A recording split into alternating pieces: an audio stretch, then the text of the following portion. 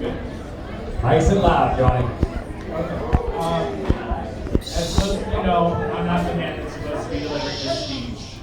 Unfortunately, our little brother Demetrius is not able to be with us tonight. Doing this for Brittany and Zach was so important to him that I believe it only took about one day after his own wedding before he started asking me for help and tips on being Zach's best man. Our relationship has been built on just that. The three of us have built a world in which one of us will never go into battle alone. Demetrius would want me to tell you about the 5 a.m. Christmas wake-up calls. This happened from the time we were very little all the way through high school. I promise you, Zach, waking a teenage brother up at 5 a.m. to open Christmas presents at the cost of sleep isn't cute. He'd want me to tell you about what Zach does to make himself cute. I'm not exactly sure how many suitcases of hair products he took with him on his cross-country trip he took with Demetrius and fellow groomsman Anthony Munyon to try to be a movie star, but it was one of the many reasons I feared for the life of his 2005 Dodge Durango. And the hours he spent in front of the mirror when he started dating Brittany. We almost had to line the hallways of the house with mirrors so he could catch every angle.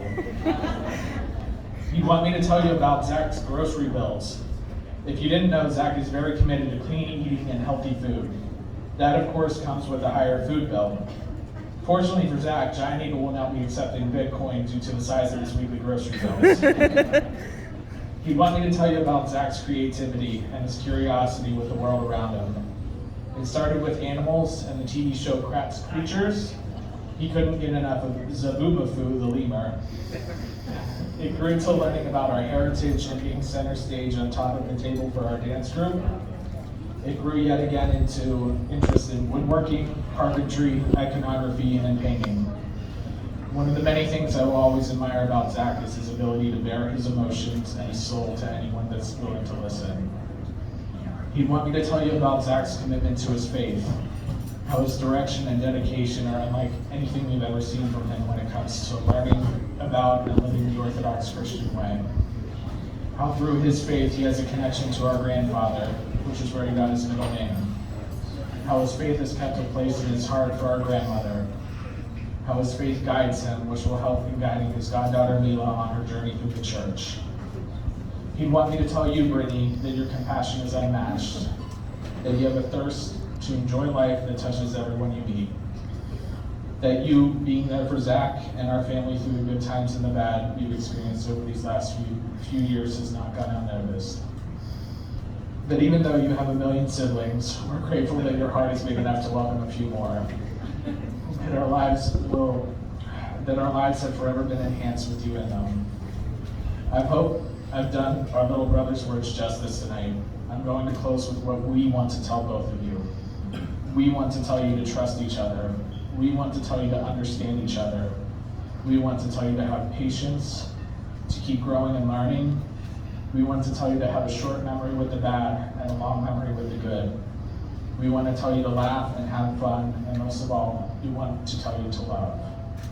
Now, that is what I wrote. I did speak with our little brother Demetrius, and he did give me some notes to give to Zach as well. He wanted to tell you that he remembers wearing your clothes, hanging out with your friends, following you around, how he learned, and how you gave him confidence. He thought it was just because you were his brother, but that's just the guy you are. And finally, he had a little funny story here.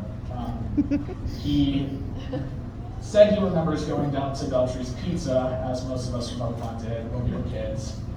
And him and Zach would go into the back where all the seating was, and out of thin air, Mr. Beltry would appear.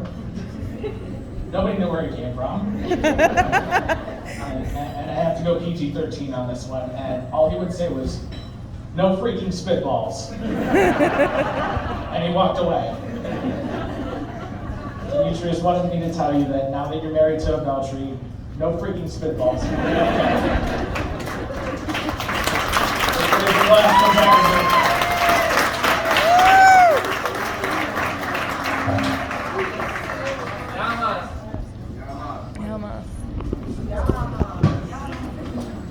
All right, folks, you raise that glass, take that second toast. Give another round of applause. Great job from Johnny Cobell.